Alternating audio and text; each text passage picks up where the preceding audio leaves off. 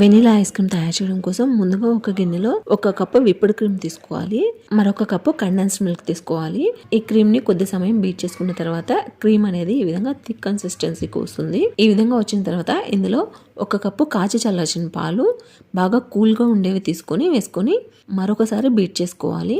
మరొక కప్పు కాచి చల్లార్చిన చల్లటి పాలను వేసుకొని మరొకసారి బీట్ చేసుకోవాలి. ఇది డీప్ ఫ్రిడ్జ్ లో ఒక 4-5 గంటలు పెట్టుకొని గడ్డ కట్టే వరకు ఉంచుకోవాలి.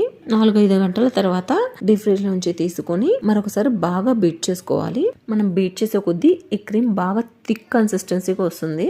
ఇందులో వెనిలా ఎసెన్స్ అనేది 1 స్పూన్ యాడ్ చేసుకొని మరొకసారి బాగా బీట్ చేసుకోండి.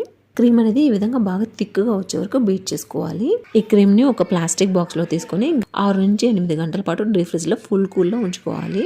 ఐస్ క్రీమ్ ఒక బౌల్లో తీసుకొని ఇందులో వేయించిన జీడిపప్పు బాదం పప్పును వేసుకొని కొద్దిగా కిస్మిస్ ని 1 స్పూన్ తేనెను వేసుకొని సర్వ్ చేసుకుంటే టేస్ట్ చాలా బాగుంటుంది.